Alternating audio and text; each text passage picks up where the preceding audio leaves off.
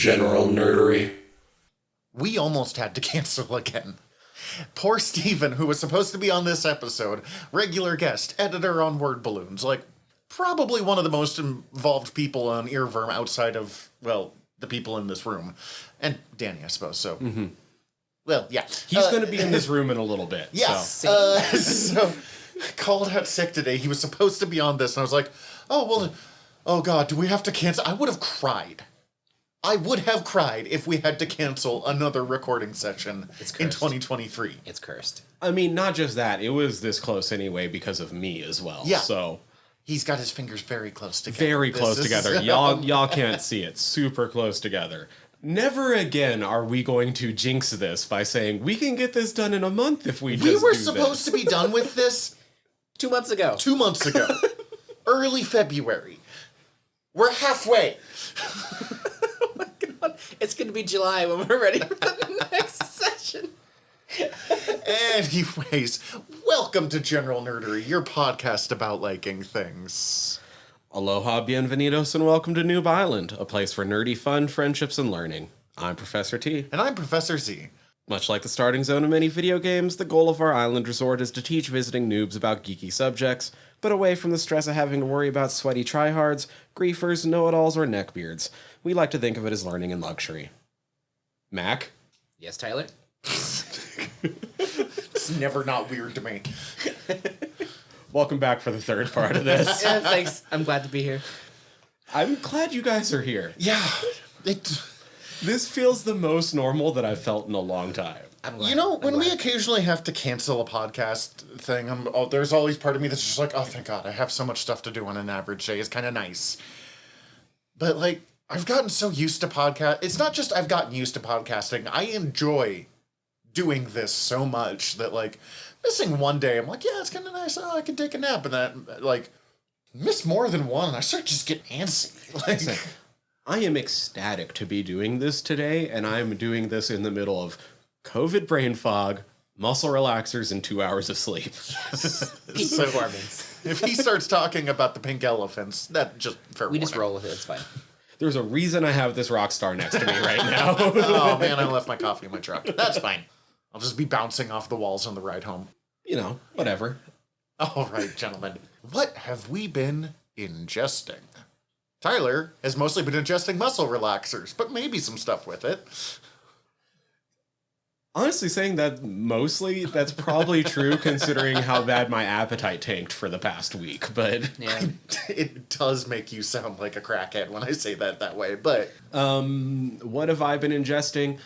If you couldn't tell by what I had just said a couple minutes ago, I ended up with COVID again. And so I was watching a lot of things that I could fall asleep in the middle of while I was just laying there in my living room. So my ingesting has been rewatching A Mighty Wind twice in a row. Rewatched the first season of Shoresy maybe a total of 6 times. I was going to say, you told me 3 times back-to-back yesterday. So. And that's not counting the other days that I put it on. As well as rewatching both seasons of Reservoir Dogs twice, and I think an extra time onto the second season. And rewatched the first 3 seasons of Big Mouth. The new things were at a certain point I did have to start switching it up. Kind of? So I want to make sure I get the names right. Let me pull this up real quick. Saying you watched most of the stuff that much is mostly like I slid in and out of consciousness. I mean, depending on the episode, I was still just right there. Like, that's fair enough. There's 2 episodes that are back to back in season 2 of Reservation Dogs that I just tickle me pink, and so it was like, oh, it turns out I'm waking up right now. That final scene in Shoresy is still one of the best moments in television I've watched in a couple years. So I also started listening to 2 new podcasts, partially because of how much I was re-listening or rewatching Reservation Dogs. So I listened to all of the episodes of Native Film Talk that had to do with that, as well as all the episodes of the Real Indigenous podcast that had to do with it, as well as their episodes having to do with Rutherford Falls, Dark Winds, and Prey.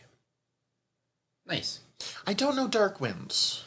Dark Wind, I know I'd mentioned it that when I'd watched it We before. mentioned a lot of stuff. It's kind of a police procedural, kind of a procedural, it's a period piece. It's in the 70s on the Navajo reservation. This sounds vaguely familiar. Okay.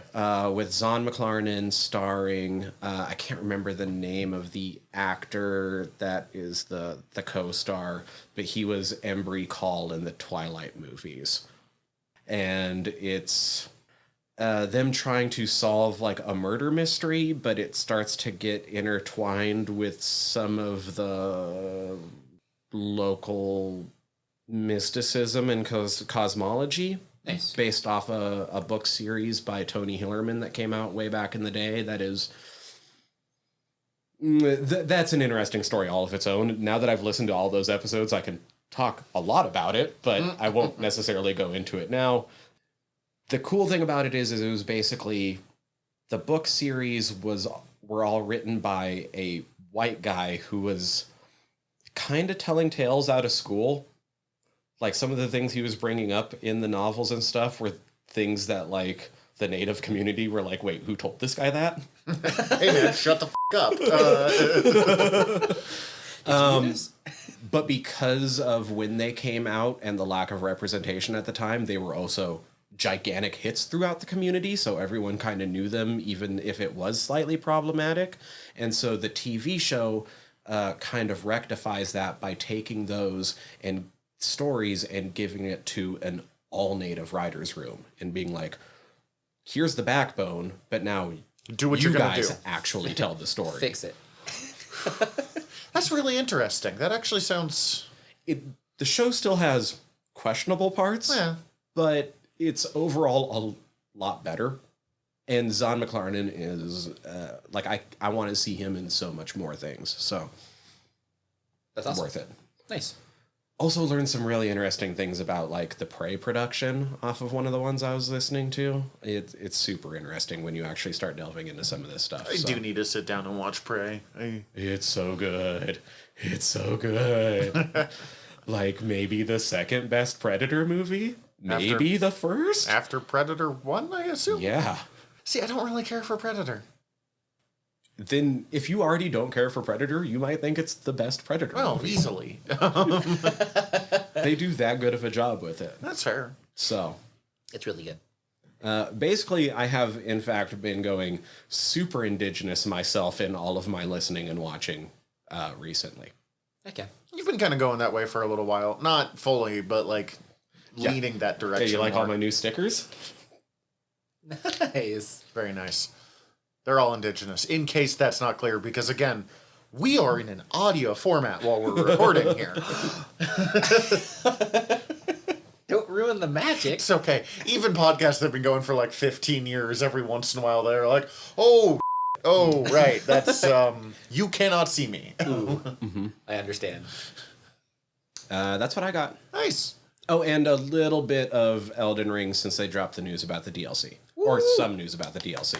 Like, we're officially getting it. And an image that everyone's been obsessing over for the past week. I've seen so many red circles on that picture now at this point. I mean, So many red circles on that picture. But I mean, like, here's an Easter egg, kind of, okay. this means this. I'm like, no, it doesn't. This means this. No, it doesn't. I see one more person try to claim that that's America and not Mikola on torrent. I might throw something. Gonna uninstall the game. Welcome to the clickbait of the internet. Guess how many of those are on Screen Rant? All of them. And I say this as a person who has fallen for many Star Trek Screen Rant clickbait articles since Picard Season 3 came out. It's because I know what they're doing. Mm-hmm. Yep. It's a science. McAvoy, what about you? I sadly got into World of Warcraft for the first time in my life now. You're only like 20 years late. Yeah. I'm having fun. It's been a good time. I have played Mortuary Assistant. Really good horror game. I got through the first night. You're taking care of 3 dead bodies at night. One of them is possessed. The demon wants to possess you. You gotta take care of the bodies, figure out which body it is, what the name of the demon is, burn the body, And then if you do it wrong, you're possessed, and if you do it right, you live another day and do it again the next night. So, Oh, okay. yeah. That actually sounds pretty interesting. There's a cool story to it. It's a Okay. really fun concept. It seems that he pulled from actual mythos and Catholic ideas and stuff. Okay. I think this is. I couldn't find any actual reference to this in my research, but he came up with like one of the banned books for the Bible, and it talks about like how Satan made the 3 houses of hell.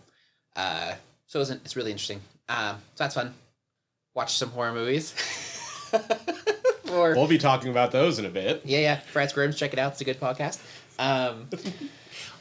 Everything you've said has made me be like, I will never in my life watch this movie. Oh no, you will not. Not this. If anybody, Zach, let me break it down for you right now. If anybody in your life tells you that you should watch that movie, they do not care for you or your well-being. I have one friend that would still try to get me to do it, but he also knows that I would refuse anyways. So if they say And he's martyrs, and it's either the American or French version, just don't watch it. Yeah, I was talking with your wife about this a little bit. Yeah, she watched it with me. What else? I started. I think it's Path of Kings by Brandon Sanderson. It's a fantasy series. Way of Kings. The Way of Kings. For a long time, I've been hesitant to get into his work. Is that the one with the shard blades? I think so. I'm only in the first chapter. Okay. If it is, I've read the first third of the first book, and there's one character I really enjoy, and anytime I'm starting to get the flow going, they switch to a different character that I don't give a single solitary about, and it kills any momentum. That is fair. I've long been told I would dig some Sanderson, but I've still never I've read picked any. up some of the Sanderson comic books that he helped write that I mean to check out. He's supposed to be like the current kind of king of high fantasy. Yeah. He's very Mormon, from my understanding, like most of kings of high fantasy. Weird.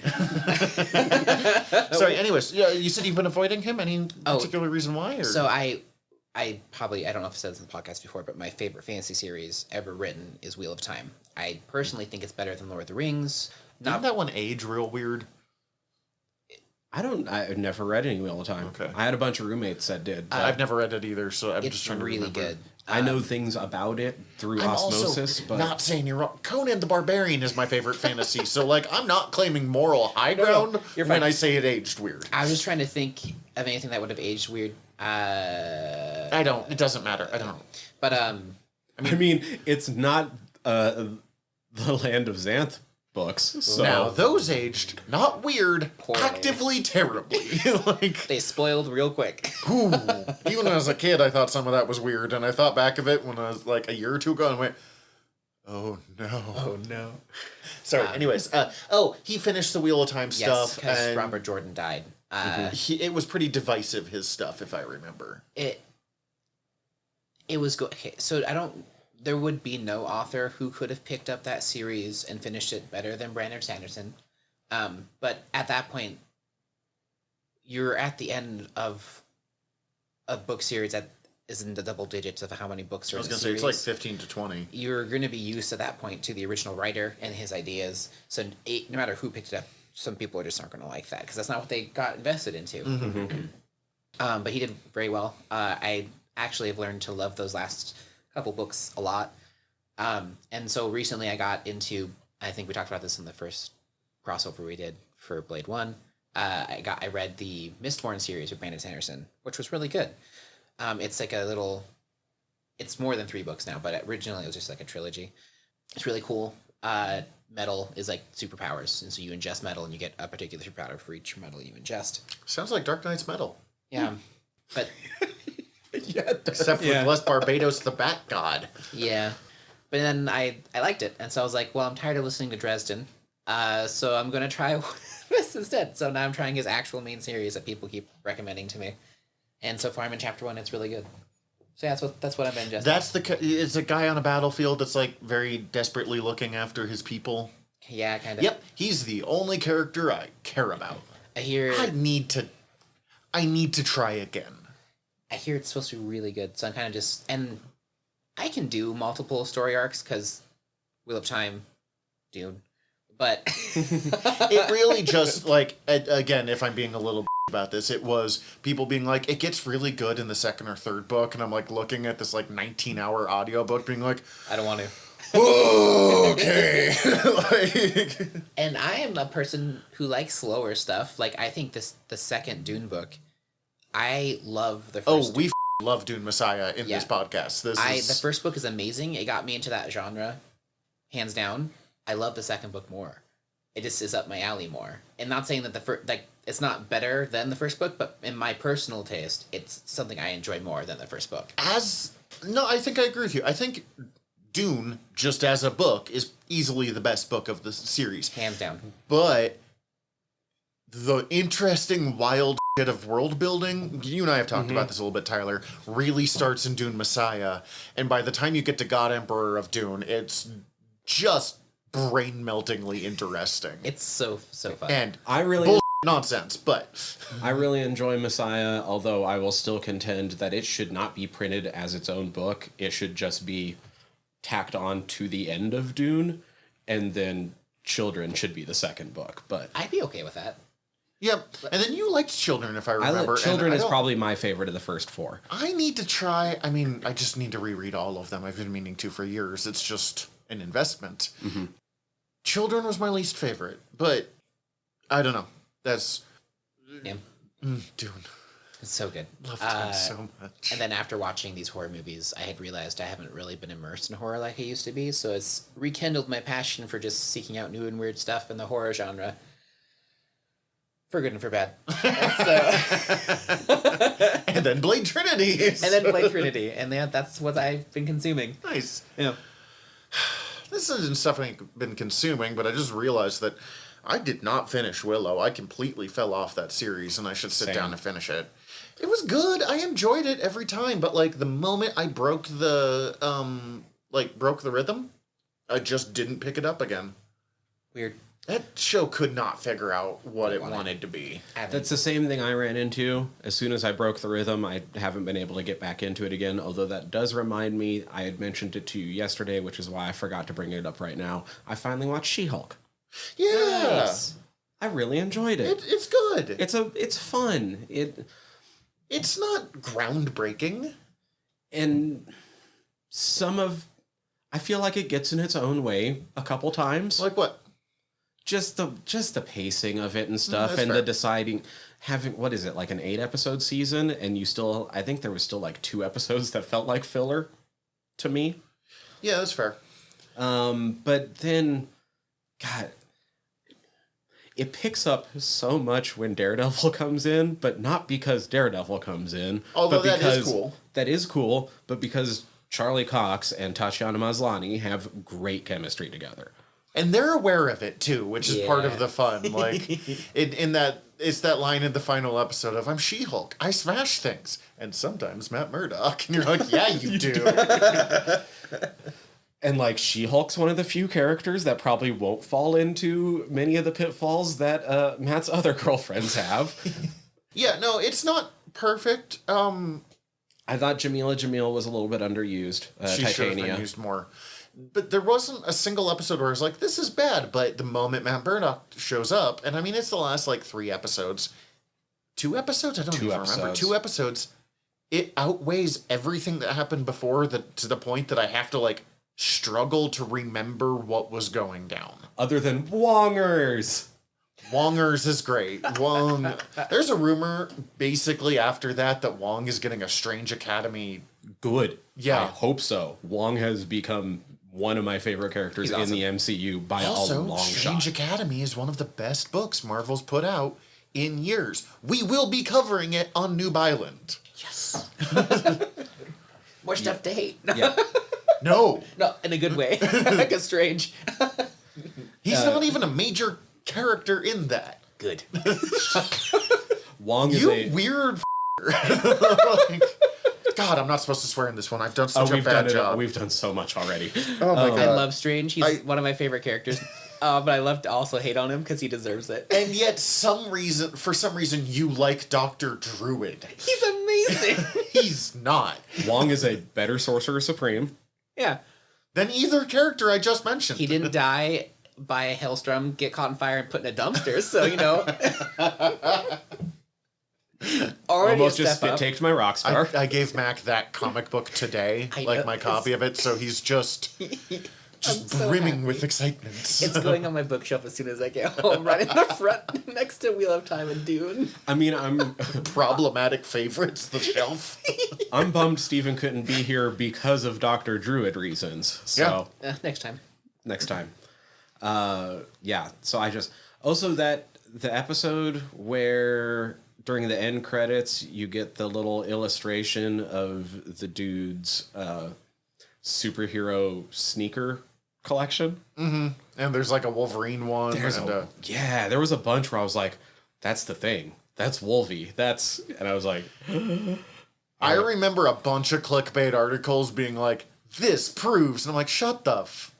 "Yeah, I agree. Shut up," because it's obviously also all concept art that they're just like. They're just playing. This is She-Hulk. But it was still amazing. I do appreciate that the final episode calls out how ridiculous like ending plot lines tend to be for Marvel stuff. I appreciated that intellectually, but the way it actually played out kind of made that the finale also a little bit boring to actually watch. I disagree, but I understand why. And I admit that I could be biased because I was watching this with my wife and she was just tickled pink about the whole thing. I enjoyed everything that was said about it. Like they were calling out this trope and that trope and why do they all have daddy issues and this and that. Like that was great and I loved hearing it. But at the same time, I'm like, this is the finale of your show and you just walked over into that room for a little bit and talked and then skipped over a bunch of stuff because you magically retconned it and now we're ending. That's fair. It only works because of She-Hulk's tendency to break the fourth wall. That's basically it. Let's see. I know I mentioned that we started the Star Trek Next Generation movies. We watched. Cece and I have just not had much free time lately. For whatever reason, we were like, we have time for one episode of one thing at night if we're not too worried about sleep. For the last, 3 weeks. But we did watch Star Trek Insurrection, which is the third of the 4 Star Trek Next Generation movies. And it's one of the ones that's, only First Contact is considered good of those 4. They're all fun. And honestly, Next Gen was not as good as I remember, and of the 3 that we've watched so far, the other 2 are better than I expected them to be. Yeah. Insurrection is a strange movie because it is tonally very, it's a very serious plotline switched with a bunch of, tonally odd jokes of all of the characters behaving kind of like lunatics. Because the TLDR plotline of this is the Enterprise goes to this planet and finds out that the Federation mixed with this other alien group that do not matter for the sake of this are forcibly relocating people off of this planet that they're living on because, or a corrupt part of the Federation, not just the Federation, because it turns out that this planet has something that, heals you, lets you live forever, makes you act like you're younger kind of stuff. Mm-hmm. Anti-aging planet. And there's only 200 people living on the planet, so they're being forcibly relocated for various reasons, mostly of with this, if we took this planet and did whatever MacGuffin stuff we did with it, people would, we could double the lifespan of everyone in the galaxy. Yay! But the crew of the Enterprise is you can't do this. These 200 people have the right to live here, yada, yada, yada. So as I said, really serious storyline, but it's mixed with all of the characters being weird and horny and angry because they're horny. in the puberty planet, basically. And there's running jokes of Worf is getting zits again for the first time in a long time, and also because he's a Klingon, the Klingon puberty is mostly just being pissed off. I could see that. Yeah, it's a Klingon. Yeah, shocking. Riker and Troy, who have been Oh my god, I want Klingon Big Mouth. Sorry.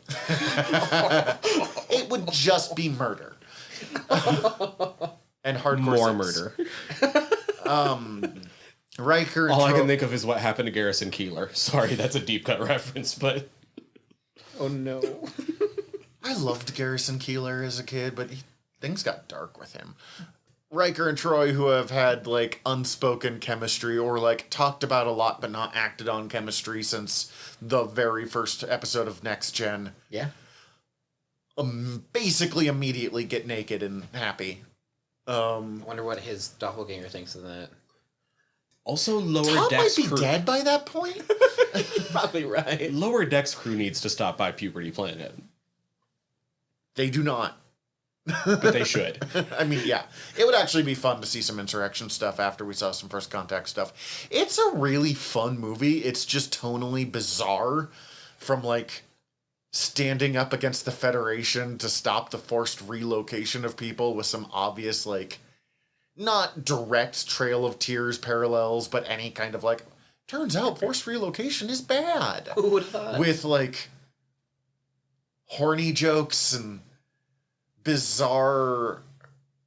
All of it was pretty good except for one scene where, like, Riker's, like, flying the Enterprise doing cool stuff, and then it's, like, time for one special move, and he activates some special computer thing, and literally a joystick, like, rises from the, like, floor, and he's piloting the entire Enterprise with a joystick and one, like, clicky red button, and it's clearly the joystick that you could buy at Best Buy for, like, $19.95 in 1995, like, The one that I was using to play X-Wing. yes, I think I owned this model of joystick, like, and everything up until that point, I'm like, all right, this is over the top, but it's fun. And then just literally that happened. I just went, no, we're done.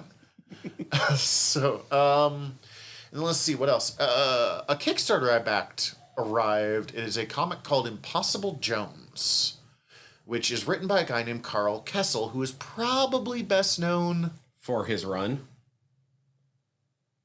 Shut up. Yes. Star Wars reference for those of you. But What are the Carl odds? Kessel is a comic book writer, probably best known for a heavily involved Superman run, included being involved in the strange Superman Blue era where Superman gets electricity powers. Sweet. Don't worry about it. I'm not. And I know he, exactly what you're talking about. good costume, bad for Superman. Yes. Good costume, though. I'll agree. Wrote the first. Maybe a better Blue Marvel costume. Oh, that'd be a great Blue Marvel costume. Wrote the first Superboy series, and he wrote the first Harley Quinn solo series. Okay. Great series. Really kind of defined Harley Quinn as a character beyond the Joker for the first time. And he described it, Impossible Jones, as he woke up one morning and he's like, and I had two things. One, I knew exactly how I would write a Plastic Man series. And two, I really missed writing Harley Quinn that morning. All right. And so he combined those two things to create this character, Impossible Jones, who is a woman with kind of Plastic Man powers, so stretchy body transformation powers, a little more complicated than Plaz, but not as.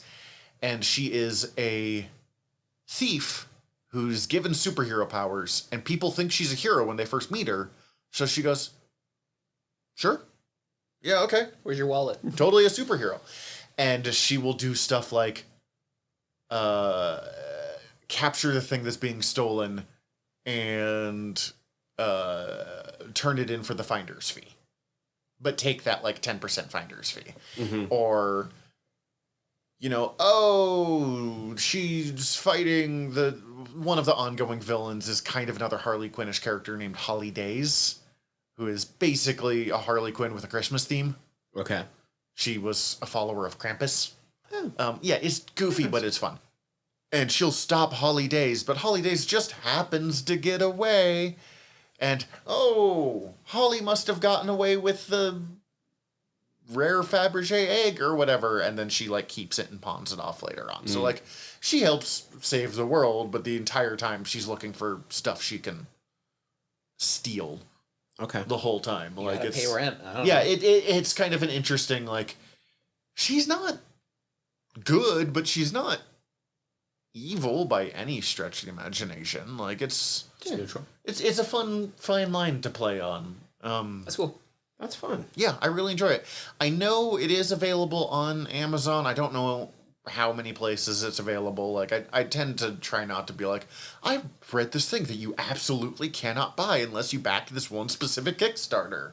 But I don't think Impossible Jones is... It's not impossible to access, but it's not that easy either.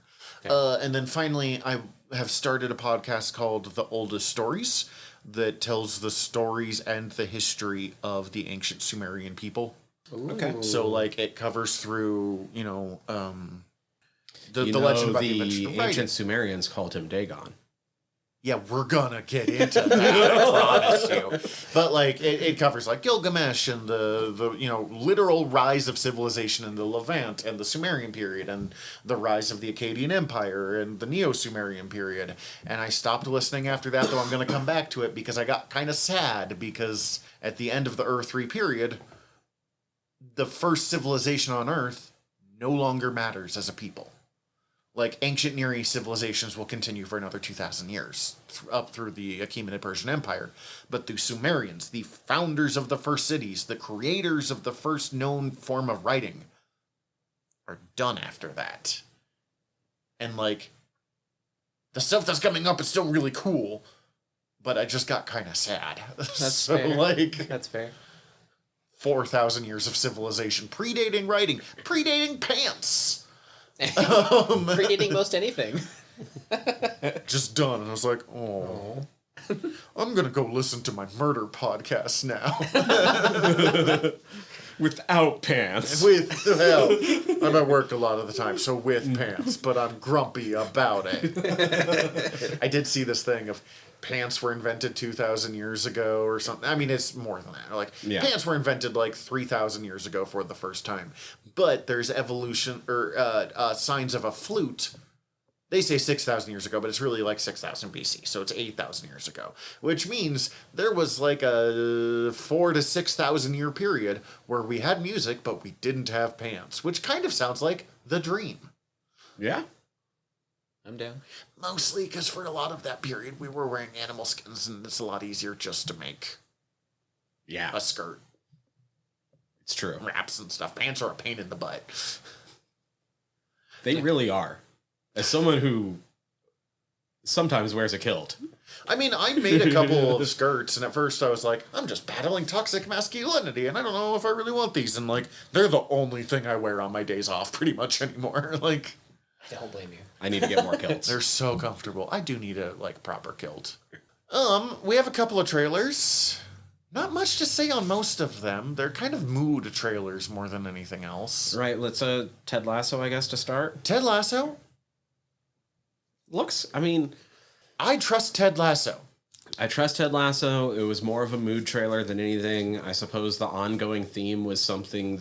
throughout the trailer was something we kind of knew what was going to happen anyway, where it's going to be... the rivalry between Nate and Ted. That Ted does not seem to be feeling at all. Right, well, not just the rivalry, but probably the redemption arc that they're going to try to... There's still the ongoing debate. Cece thinks he's almost going to get it redeemed and then die. And I'm like, well, that feels out of line for Ted Lasso, but... maybe. We'll buy you dinner if... The rule is, because it's between Grizz, Cece, and myself...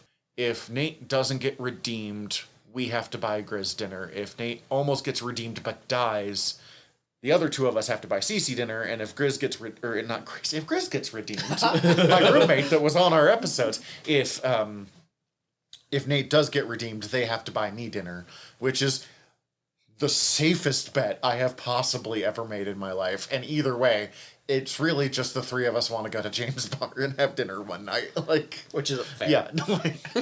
Look, I'm all up for seeing The Dark Knight Returns. Mm-hmm. You're very proud of that every time you say it. Every time. Oh, saw Mando season 3, episode 1. Oh yeah, same. It's really good. It's actually better than the season 2's later half, in my opinion. I'm one of those. So there's been a lot of talk about this online. I'm definitely falling into the camp of I enjoyed it, but it feels like a major, major step down after watching Andor. I don't dislike it by any means, but things felt very clunky after. See, I didn't feel clunky. I didn't find myself comparing it to Andor. You didn't find it clunky that like every line of dialogue somebody is saying somebody else's full name. It's weird. That's fair. They need to tighten some of that up, but I don't know. Like, it just felt like a different enough style of television to me, even though they're both Star Wars, that I didn't find myself, like, super feeling like they were competing. right, and it is a little bit of apples to oranges, which is part of the reason why I think I still enjoy it. But and like I'm looking forward to seeing the next episode and the rest of the season and where it goes. But was also kind of sitting there like, you guys just put out like the best Star Wars in like 40 years. Also, Andor is really good, but the first 4 episodes of it are so slow. And I get that they're building tension and yada yada yada, but I appreciate that they don't give a about that in this one, and they're like, we're having fun in Star Wars now. To me, the ceremony was a pretty fun fake out though, because I thought it was a flashback. Oh, we were all certain that was Baby Din. I thought that was Baby Din. I didn't think that was Baby Din. I was going to be like, oh wait, so he never actually completed his oath? Loophole? And then Din shows up, and I'm like, nope, no loophole. Looks like he's got to go. I appreciate that Bo-Katan was like, you are in a cult. I appreciated that too. Your people fractured our people. My version of Bo-Katan. I am wrong in most things, but I am right that you are in a cult, and it does not matter. They're stupid rules. Go purify yourself in the waters of Lake Minnetonka if you have to. But anyways, Ted Lasso. I mean, I'm all in. I was already all in. I didn't have to see a trailer. It made me happy to see these characters, but yeah, it's a mood trailer. It's just, hey, look, here's people you care about by this point. And Jamie Tart. Jamie Tart. There's nothing wrong with Jamie Tart. He's just the character I find probably least interesting of them. And as we've discussed many times on the show, there always has to be the least interesting. I mean, obviously Rupert's worse, but yeah, Rupert's worse. You're not supposed to like Rupert. Like, Rupert is supposed to be like, oh, you garbage human. I don't remember. Have you watched Ted Lasso? You and I watched, I think, the first 3 or 4 episodes of season 1. Oh, okay. Jamie I I think that was when, I forget what we were doing. I think we're probably building weapons. Yeah, if you came over to my house, we were probably watching TV and doing Bellegarde stuff. Foam Like, weapons, this is not real just... weapons. I should probably clarify. I am buying a forge within the next, like, Heck 9 yeah. months so I can start making knives. So, That's like, fun. honestly, it could go either way. I miss doing that too. One But of the summer projects is setting up the axe throwing area and fixing the archery, because I live in the boonies, which means we can do stuff like that. it's awesome. I miss doing stuff like that. And then the other big one we watched was the new Teenage Mutant Ninja Turtles Mutant Mayhem trailer. We have talked about this being made before, I know, but we've only kind of talked about it in the periphery more than anything else. Looks fun. I really am interested in a way that I was not yesterday. I'm excited to see a group of Teenage Mutant Ninja Turtles that are acting like teenagers. That was the thing I noticed, down to the voice actors who are actually teenagers, if I remember. Yep. Like, they feel like teens for the first time ever, which has been an ongoing problem with the Ninja Turtles ever since the very first issue by Eastman and Laird. They seem like late 20-somethings. Yeah. Most of the time. Especially because they let the characters age up after a while in a lot of cases, and they're clearly, mid. There's some Ninja Turtle comics where they're like 40. Mm-hmm. It's weird. It's not very good either, but that's its own thing. Teenage Mutant Middle-Aged Turtles. Really, you're going to leave in the teenage and take out the ninja in your version of that song. Yeah, I screwed that one up. But They're no longer ninjas if they're middle-aged. I do have the voice cast because it is stacked. Yeah.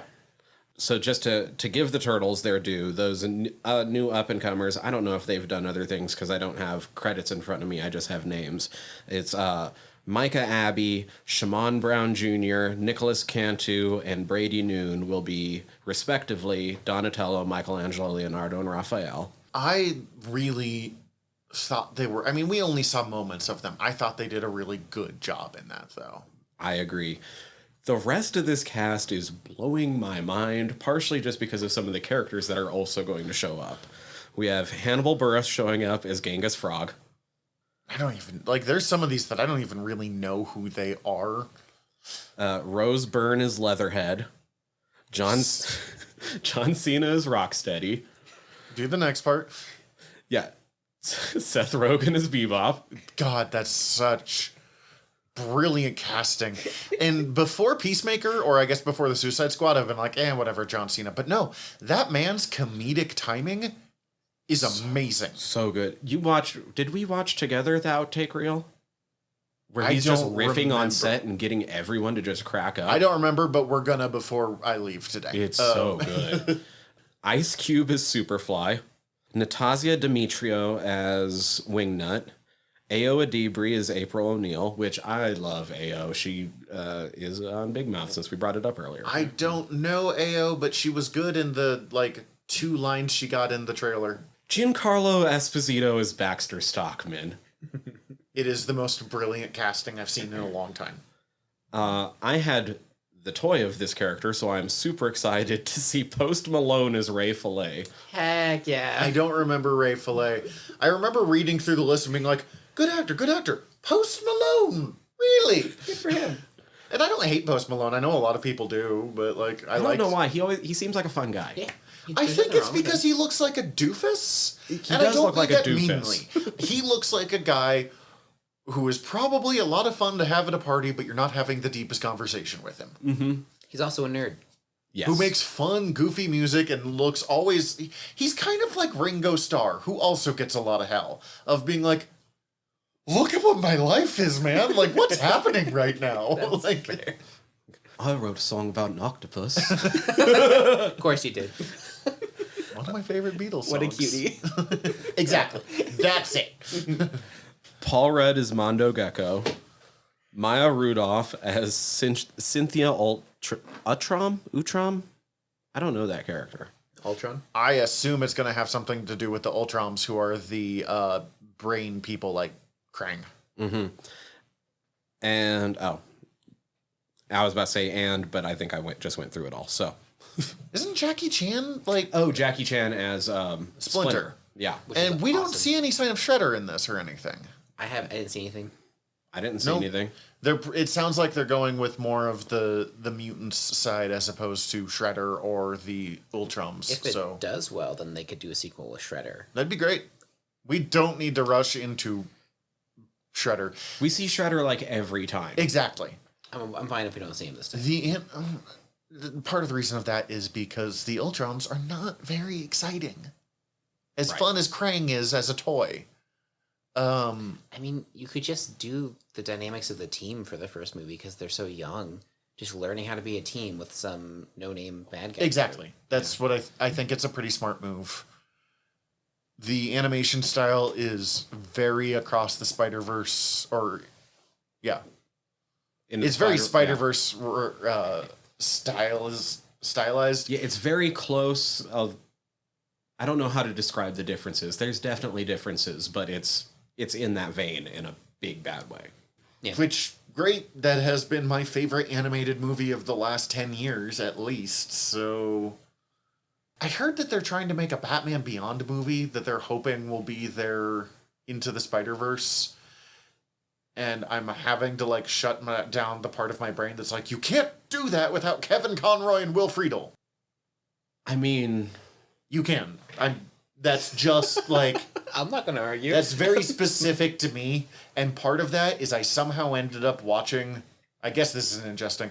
I somehow spent like an hour watching Boy Meets World's clips, which is weird because I never watched Boy Meets World as a kid.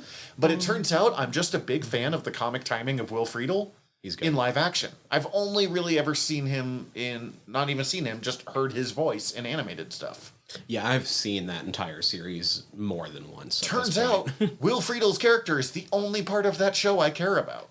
There's some really fun, really bad continuity in that show, too. Oh, yeah, don't even... really bad continuity in that show. But, yeah. No, I love him because of Boy Meets World first, and then went on to other things. So, I was just going to say that it's more... I feel like those rumors are extremely specious, considering I feel like Gunn would have brought that up alongside everything else. Yeah, who knows what's happening on that front. More power to it. We've been getting rumors of a Batman Beyond something for years. People keep being like, Michael Keaton. Whatever. I mean, cool, but whatever. I'll be here when it's made. If it's made, I'll watch it. Or I'll just watch classic Batman Beyond, which holds up as one of the best superhero cartoons ever made. Do we have anything else? Nope, I think we're pretty much... We watched a couple other trailers, but it wasn't super us stuff. The Tetris looks kind of fun. Yeah. Better than I thought. It's about the creation of Tetris, not about... Playing Tetris? They're not battleshipping this. Oh. Oh, no. Yeah, they made a battleship movie. Yeah, I Liam know. Neeson was in it. Oh, yeah. I remember. Liam Neeson does not want you to remember that. I had successfully forgotten until you mentioned. But Taron Egerton looks great. I couldn't realize that was Taron Egerton for a while, so good job him. Looks like political intrigue. With, Just wild for Tetris, but... I mean, yeah. There is a really good story there, so I understand completely why they're doing it. Yeah. I actively did not want to watch the trailer, and it was slowly winning me over, so, like, good for it. Yeah. And you came in halfway through us watching the History of the World Part 2 trailer. Yeah. Which also looks fun. Looks fun. Looks better than I thought it would, considering History of the World Part 1 is already really low on my Mel Brooks list, so...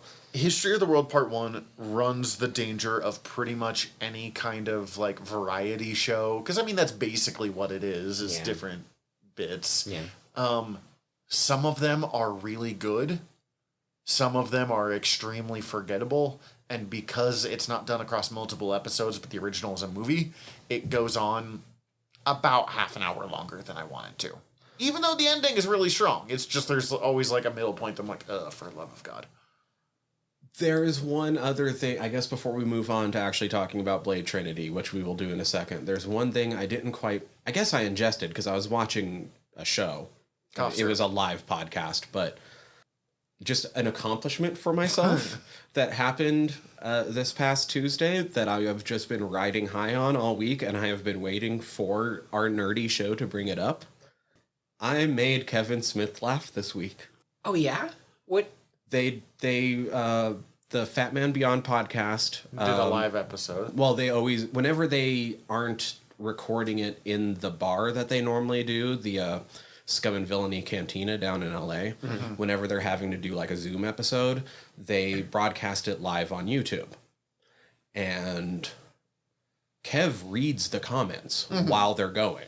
And so this one they were talking about Ant-Man and the Wasp: Quantumania and giving like their opinions of it and stuff. And every time during these episodes, like the chat will end up going off on their own tangent, and like Kev every once in a while will like look down and like laugh at what the chat's doing. And so this time they happen to be playing with throwing Kang into movie titles. Okay. Which one did you come up with? Stop making sense. I quit the show. You're hired. And so I get my name shouted out on the up and coming Heck yeah. Hey! drop of Fat Man Beyond, Congratulations. and I got to make one of my heroes laugh this No, week. that is pretty Awesome. good. I Heck yeah. enjoyed that. All right. On that, I guess, proud moments. Sorry, that came out meaner than I meant it to.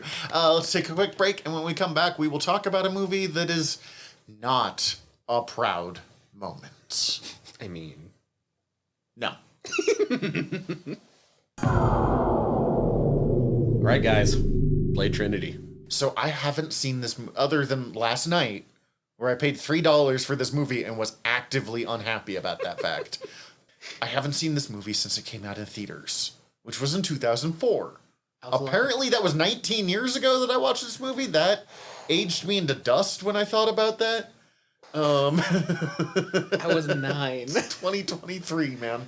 But the thing I remember most vividly, because we were 16 years old and we were, a bunch of little jerks. We were at the point in time where we were going to the movies a lot, but we couldn't afford concessions because concessions have always been stupid expensive. Yeah. So me and my 2 friends all snuck Coca-Cola into the theater, but because we were idiots, we snuck them in can form. Oh, no. And so the opening starts. But no, we were dumber because we were like, we'll do it slowly so it's less loud. But that's not how it works. So, like, Blade moment, and then it swaps to, like, Wesley Snipes, and you just hear... We all, like, pause, and no one comes gets us, and, like, other thing, blah, blah, blah. And that is my most vivid memory of this. That and you're gonna have to basically bleep out this entire bit. We used juggling thunder. Thunder is the only word you can use out of that. Yeah. And juggling. They'll figure it Yeah, out. if they watch the movie, they'll know. A lot for the next, 2 years. Absolutely. Like, 100%. Some of those insults I've never heard before in my life, and I was like, I gotta write these down. some of them are legitimately really good. Thanks, Ryan Reynolds.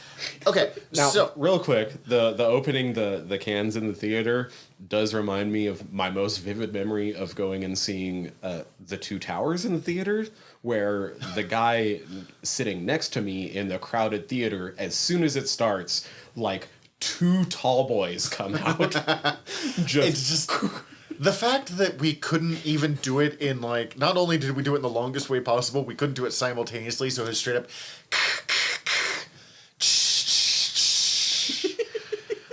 But also, really quick, it also reminded me of one other thing on the anecdote of concessions always being really expensive. This is the thing that makes me sound way, way older than I actually am, and it's more due to the fact that I grew up going to an extremely small town theater where we would get movies 3 months late. The concessions weren't as expensive? I used to be able to go to a movie, get a medium soda, and a large popcorn when I was a child for $5. You can't even get a medium soda for $5 anymore. Again, Mac, it's an audio format. You actually have to make the sounds to mimic your shocked motions that you're doing here. Yeah, right? I have mentioned this before. Cece and I learned, because for a while there, before COVID hit, the only time we were going to the movie theater was for Star Wars movies. Mm-hmm. And we would always dress up as Jedi. But part of the reason why is we learned that if you bought box wine, took the bag out of the box, you can hide it extremely well in the Jedi robes. And we'd get wine drunk and watch Star Wars movies in the theaters. That's amazing. It's a great time.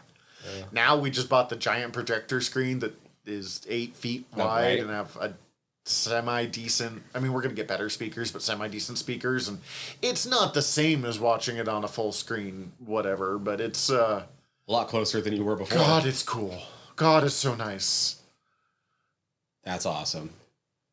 I can say that I have seen it sooner than when it was in theaters, considering when you called me up last night being like, where did you watch this? I was like, well, I have the DVD. That's the other thing that almost messed us up. I've been putting off watching this movie until I was sure we were recording. Because... Sure. We were... Big air quotes. Yes. Sure. As close as we can get to... 60% sure we were recording. Yeah. When it was over a 50-50 chance, I watched the movie. But because I didn't with Blade 2 and being like, God, I watched this 2 weeks ago. What happened? I just didn't enjoy that. So... But in between...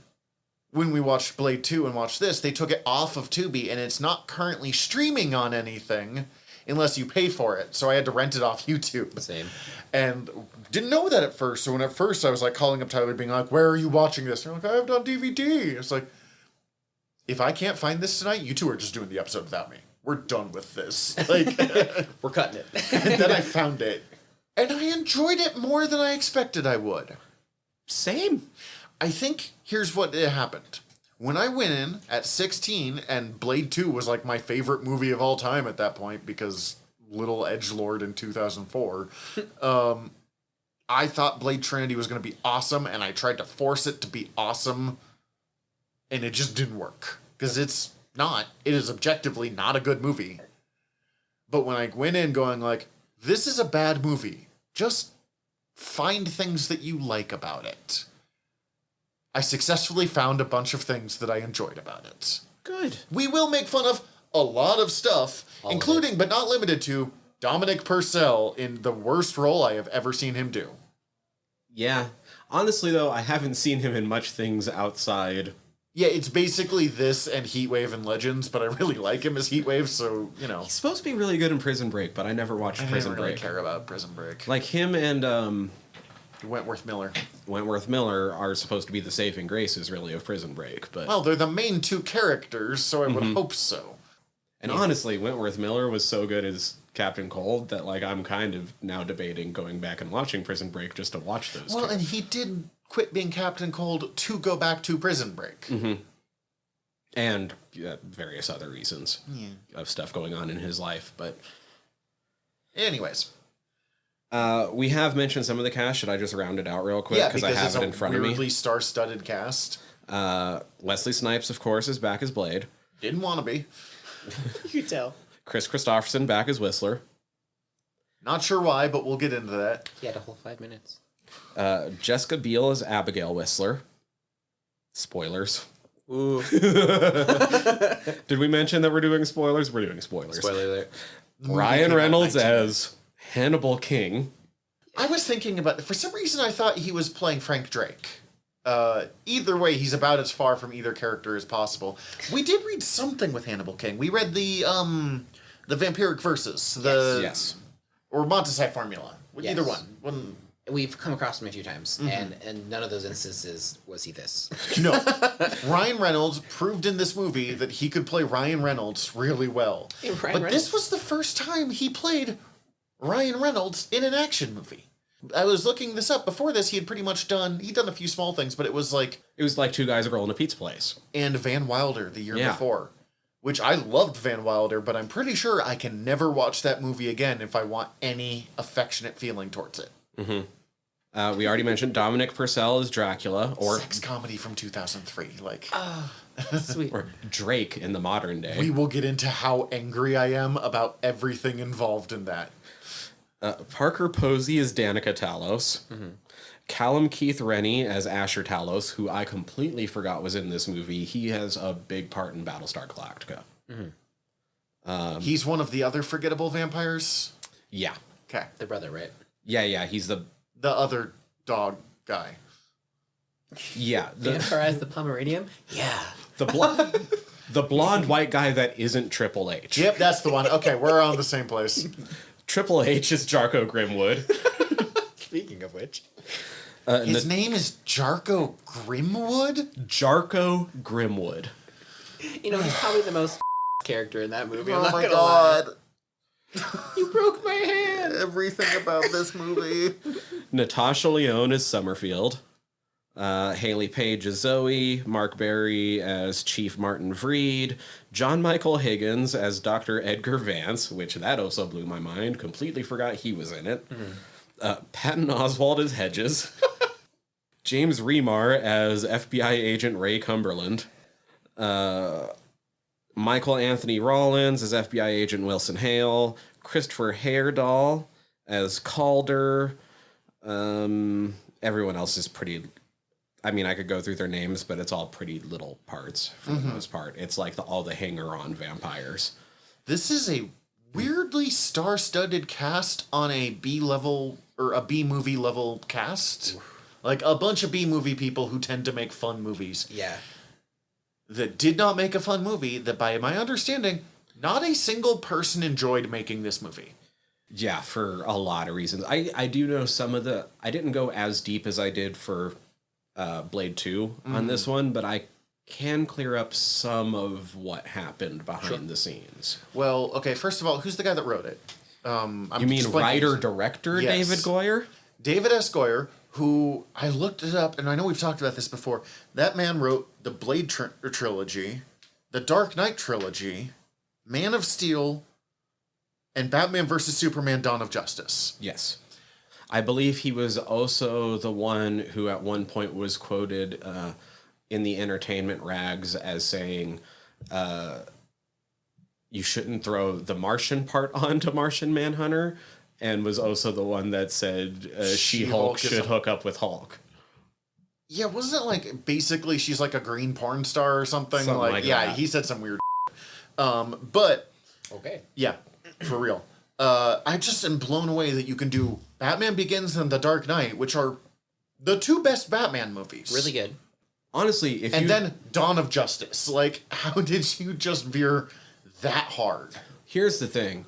Rewatching the Blade trilogy and realizing that this was all written by David S. Goyer makes the weird plot jumps in The Dark Knight that we all overlook because of Heath Ledger's performance make sense. That's fair. It's just also like the tonal wildness between Blade 2, and Blade Trinity is somehow weirder when you know that it's all made by the same, not all made by the same guy, but all written by the same guy. I mean, And Guillermo del Toro helped with this movie. He didn't direct it, but he did some of the pre-production stuff with them. Well, so that goes kind of into how Goyer ended up directing this one in the first place and where things started to go really downhill. Originally, Guillermo was signed on or was going to direct, and then that's when he got the for sure that he was going to be the director on Hellboy. which obviously you take. And he's like, you guys know who I am, right? Like, I am dropping this so quickly to go do Hellboy. Especially Yarmo, who will drop anything. That man will sign up for 80 projects and make 2 of them. Yes. What's the guy's name? Let me look At the time, though, actually taking Hellboy was kind of dropping Blade Trinity, which is the third in a like established popular movie series. Not wildly popular, but like pretty big comeback popular. To go do Hellboy that no one had ever heard of, that was a risk. It was a risk that paid off. Hellboy's one of my all-time favorite superhero movies. I'd also imagine he didn't, from what we discussed about the second movie, he probably didn't really enjoy making it as much as he could have, and so he's probably like, a new movie where I can do my own thing, or I'm stuck on this. I'm just gonna right, because he has a lot more say over what happened with Hellboy. Yeah, so it's just, I'm just going to take that to be more fun for me. Rather than being like, I have to adapt another one of this man's scripts. Yeah. He seems to like Goyer, though. Like, from what I can tell, they're at least friendly with each other. I mean, he helped out with stuff, and He definitely seems friendly with him. He does, from the commentary, he does commend Goyer's pacing, because he does point out in the commentary of Blade 2, he's like, if I would have had my way with this movie, it would have had half as many action sequences and would have been an entire hour longer. Which is why I like his filming. But yeah. I mean, Blade 2 was 4 action movies with half a plot. We've talked about it. We don't need to go into it. No, we're good. again. You can listen to our other episode. After Del Toro dropped out, I wanted to make sure I got his name right. The German director, Oliver Hirschbiegel, love Germans so much. wanted to direct this movie so badly that he was trying to get out of his contract to direct the movie Downfall. What? I don't know the movie. The acclaimed World War II drama Downfall. Is that the one with Hitler yelling in the bunker? Oh my god! That guy tried to get out of his contract of doing that to do this, and has subsequently been like, I regret trying to get out of that movie. Yeah, that's like Will Smith turning down The Matrix to do Wild Wild West. Look how that turned out. That's when they were... I think this was one of those ones where they already had kind of a release date planned out, so they kind of had to be like, well, if we're not getting him, we have to get somebody to direct. Let's go, go, go! And so Goyer stepped into that position. He'd never directed before at that point. Or if he did, it was like one movie. He originally, the Abigail Whistler part was supposed to be Rachel Van Helsing. Interesting. But then he heard about the movie Van Helsing. And decided not to do that. That makes sense. That timing is poor. It was a weird time for movies. Yeah. They almost crossed over with the Underworld franchise. It couldn't have gotten any worse. It was planned, and then Marvel got the rights back. I'm sorry, that's not important. And then, let's see. Colin Farrell actually turned down the role of Hannibal King. That's fair. He had done Daredevil not long before this, so I think he was a little... Done. And I don't know why he didn't end up being in the part, but Jarko Grimwood, instead of being played by Triple H, was supposed to be played by a different wrestler, Edge, whose gimmick was based off of the first Blade movie. Edge, when he appeared in the WWF, as it was at the time, it was pre-WWE. Before the Worldwide Conservation Foundation or something like that? Was one of the members of Gangrel's brood, and their whole thing was like they were all vampires and stuff. So Edge, Blade. So it was supposed to be stunt casting. Like, this guy got famous because of Blade, so we're going to put him in Blade. And then he didn't end up being in it, and so they grabbed Triple H instead. Who apparently Goyer didn't want originally, but met him and was like, oh, he's kind of funny and self-effacing. I'm going to make his role bigger. But once Goyer was in charge of things... And, Wesley Snipes threw a hissy fit to end all hissy fits. Not just Snipes. Snipes and Christopherson both hated the production of this movie. They both hated the script and thought it was a very thinly veiled attempt to slowly write them out so that they could make their own Bladeverse using the characters of Hannibal King and Abigail Whistler. There was definitely potential interest in expanding into... a movie of those two, so that... Plus, I can't remember how it all ended up working out. I'm pretty sure... Because there was 2 different rounds of lawsuits where Wesley actually ended up suing New Line Cinema. And then they sued him. Yeah, they sued him as well. But he didn't want Goyer to direct. Mm-hmm. And he was actually supposed to have a say in that, due to the way his contract was laid out and the fact that he was one of the producers.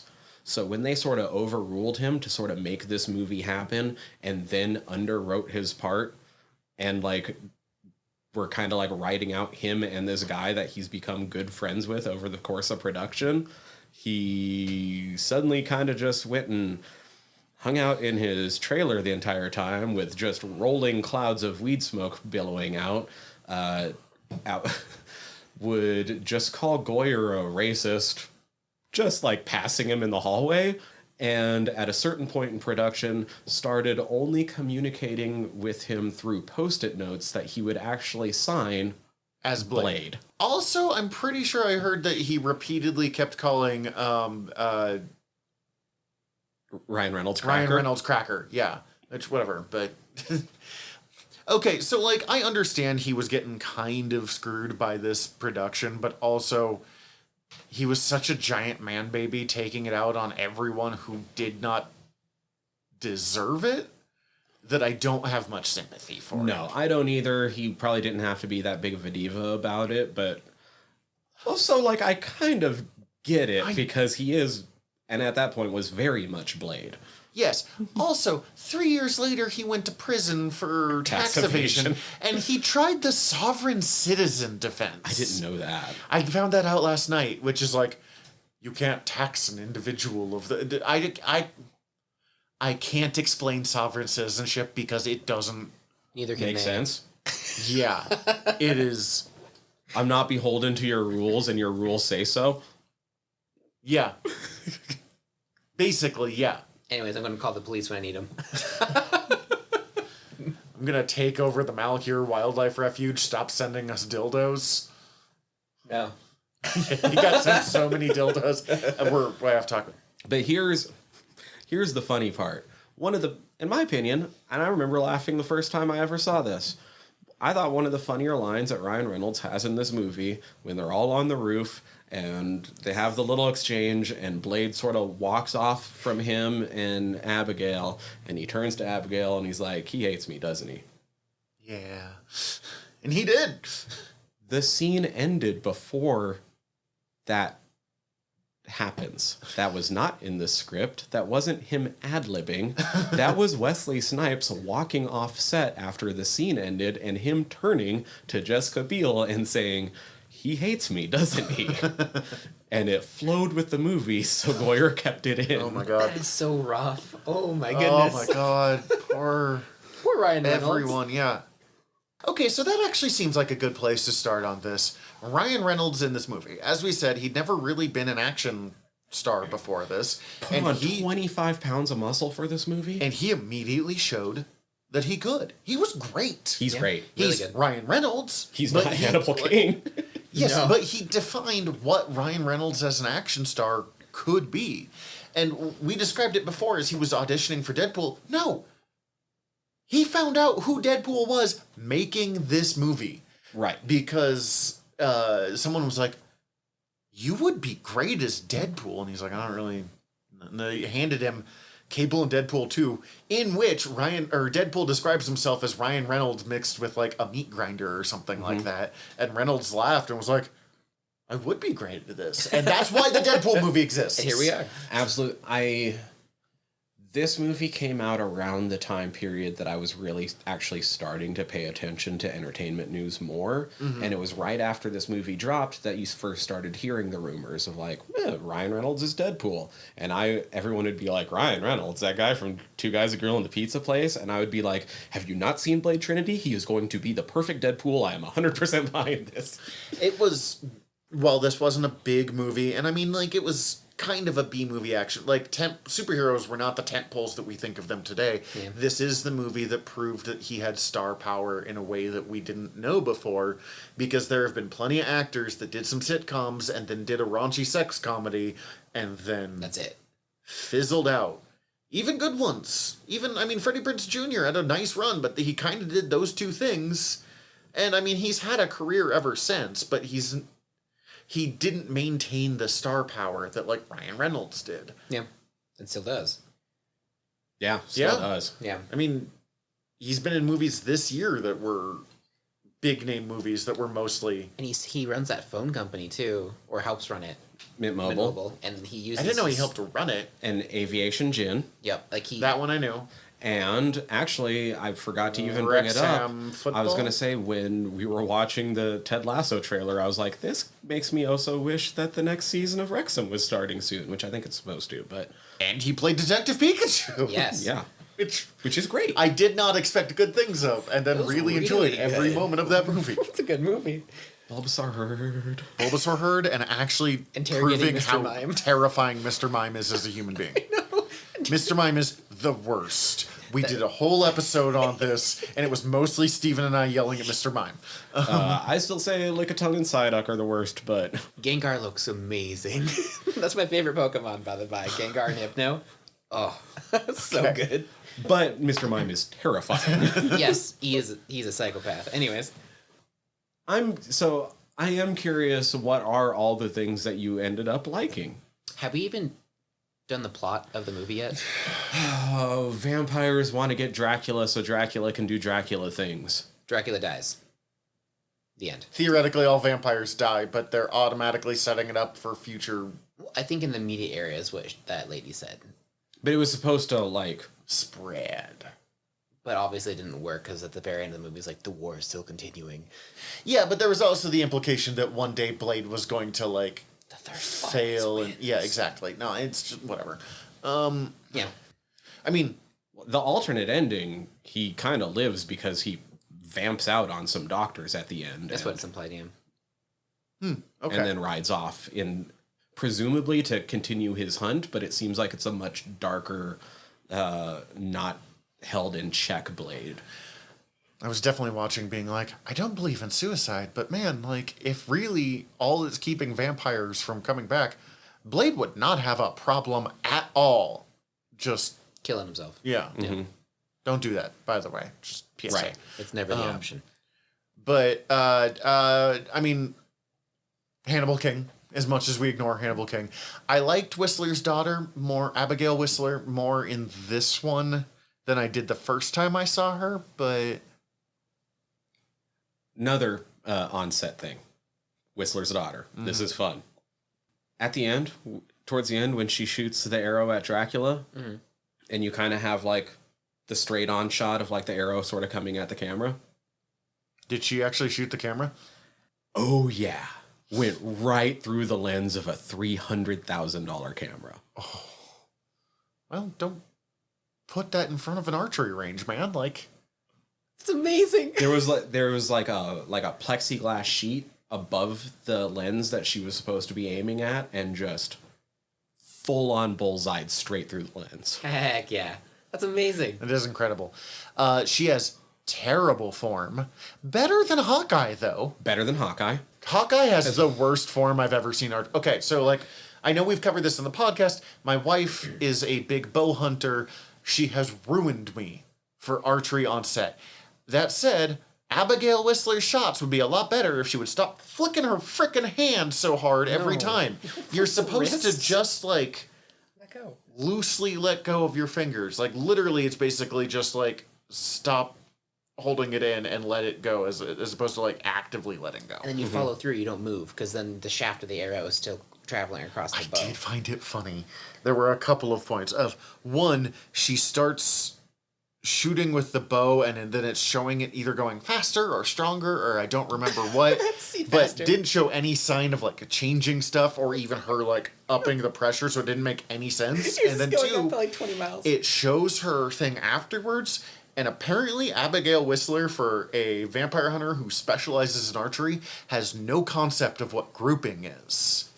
Because you want, at the end of your archery thing, for all of your arrows to be as close as possible to each other to the center target. And she's just shooting all over that thing. Because if you want the most accurate thing, you aim for the smallest thing possible. Like when I'm aiming on a target, I will pick one black dot on it. And I very rarely hit the black dot, but I can get a grouping within that area, as opposed to like, I'm going to aim for the torso. Anywhere on the torso's fine. And then you end up like wildly separated.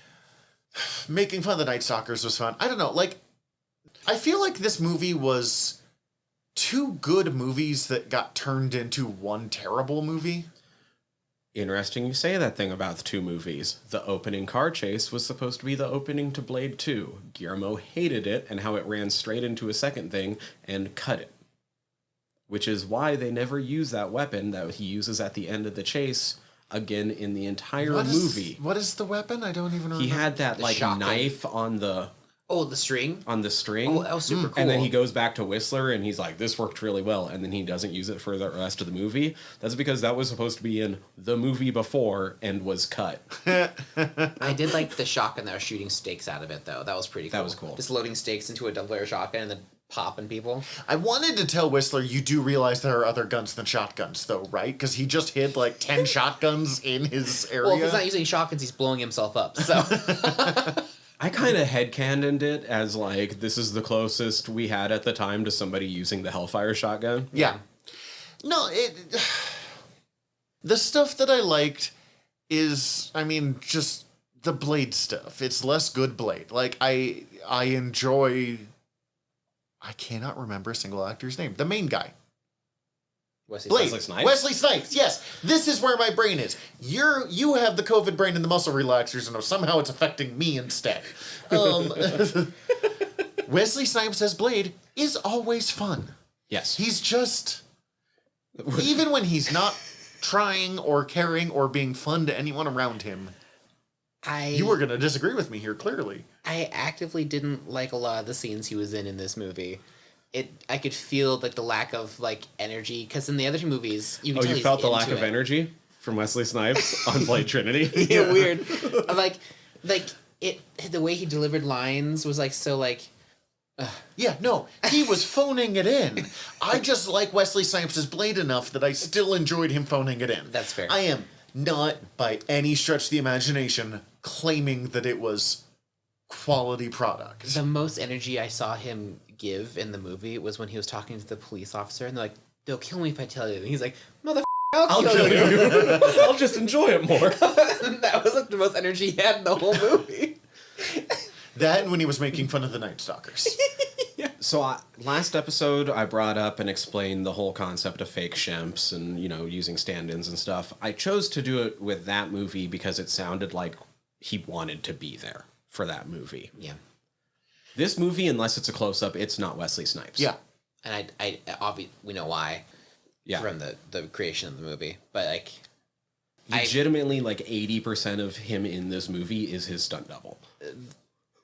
I had fun watching it, but when I was thinking through it, a lot of the fight scenes, I didn't know why they were actually fighting. I don't know why the cops were ever involved. Why would they raid that base, and then the first thing they tell each other is, shoot to kill? Like, you're here to arrest him.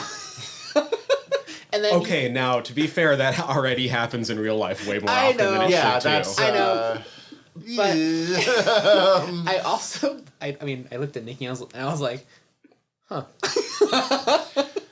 Now, when I say I liked it more than I expected to, I expected to hate every second of it and was actively like, I don't really want to watch this movie. But then I did and had fun. What I really like is Ryan Reynolds, if we're being honest. I like Ryan Reynolds. He's fun. Mm-hmm. He makes a lot of bad movies, but he tends to be fun in those movies. I feel like if you took out Blade from this movie and just made it the Night Stalkers, You wouldn't have to change overly much. just fighting Dracula, I feel like that would have just been a better movie. I kind of enjoyed my unending rage at every single choice they made with Dracula, which I do want to get into. That's fair. I don't know. As I said, they were so close to a fun Blade movie in a couple of places, but I can't really, what'd you like about this movie? Well, none of it was good. I had fun watching it, Yes. and I didn't expect that, That's fair. is really where it was at. We Dominic laughed. Purcell, Dracula. We're going to start at the beginning here. One, why the... Okay, there's so many places to start at that I don't actually know where the beginning... Okay, The here's it. ancient Sumerians called him Dagon. Here, Remember that thing we were talking about we earlier? are going to go with this as the beginning, because I just went white hot with rage for a sec and I couldn't see.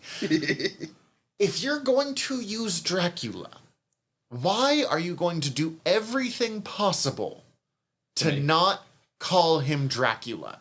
To not have the character of Dracula? Not have the story of Dracula? Not have any... Literally, the only reason they called him Dracula is because Dracula is well known, and so he could have that, you've heard Bram Stoker's fable. Mm-hmm. That's it. That is... Also, that's not how babies work. You can't just toss them like that. You know what? Yes. Also, yes. This is going to make me sound like a monster.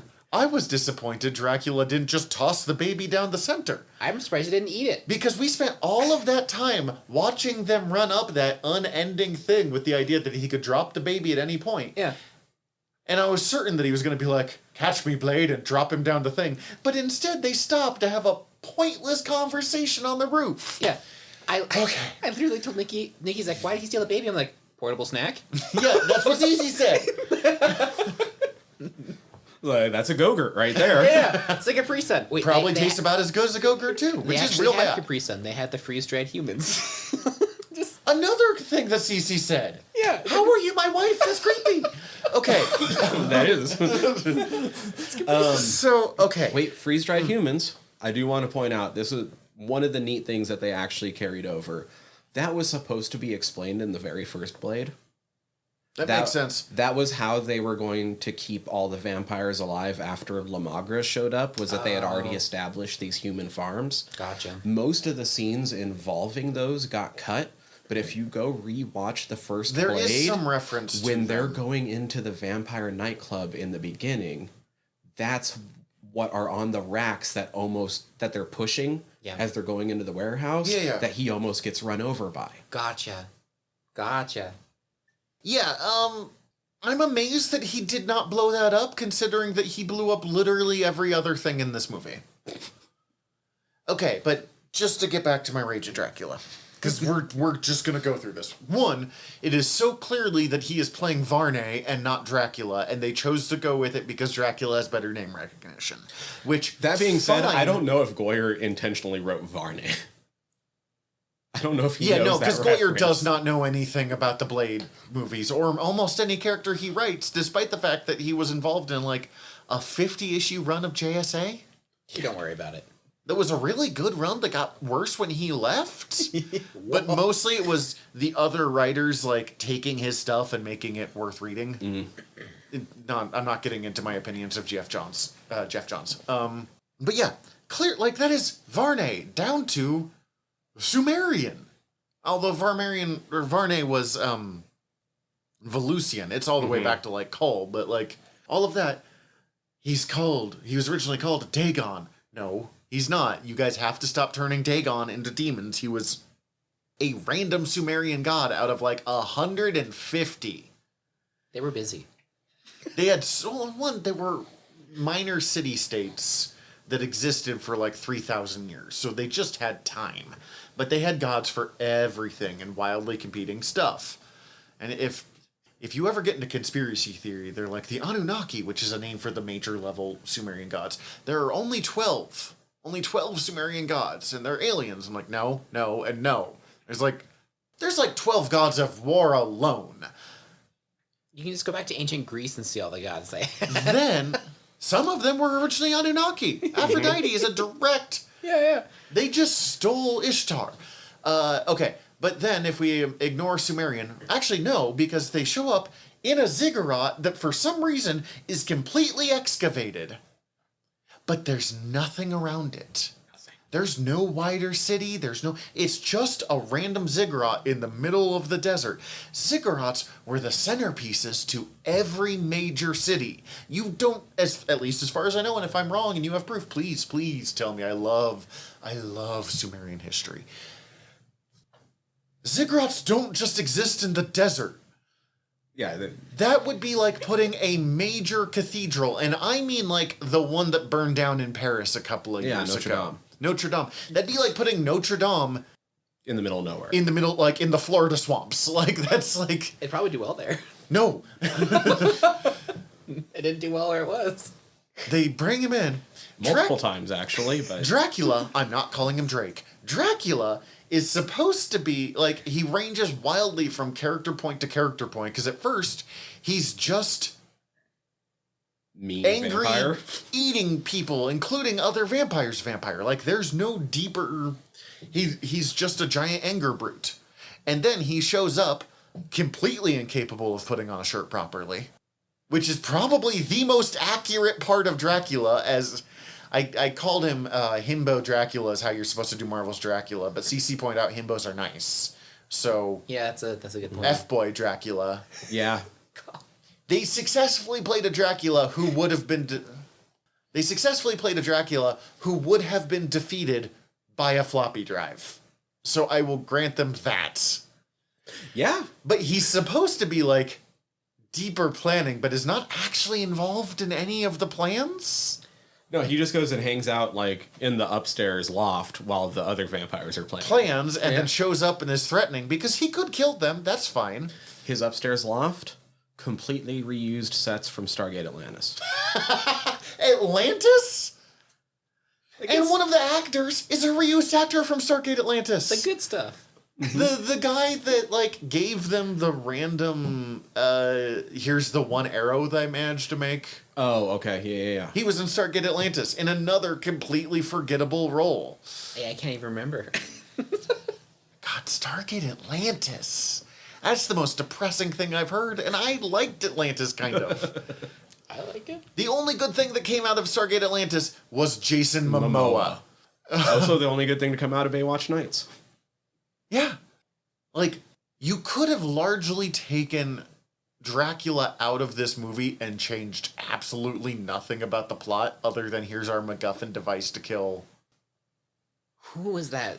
We read the comics, and he had the cult, and they all had like their arms turned to different things, and they all live forever.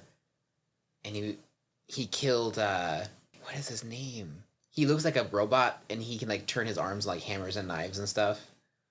I forgot his name. Is this a vampire thing?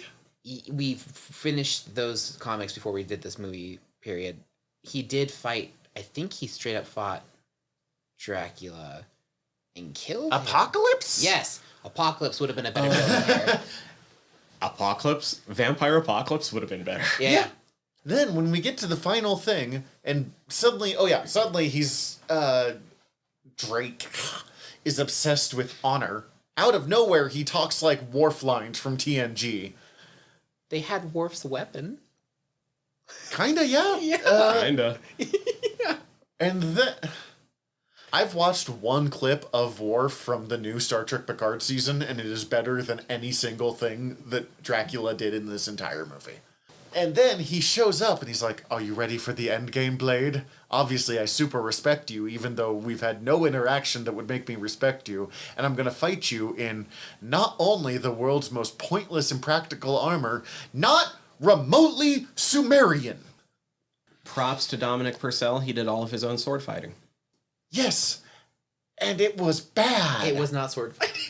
I mean, yes, but props to him for doing Yeah, it. no, Good fair for him. enough. Credit to him legitimately, but it opened up and I was like, this looks like something out of Highlander. And then we watched it and the sword fighting in Highlander was better than this. I literally, the first few attacks happened. I looked over to Nikki and I was like, that's not sword fighting.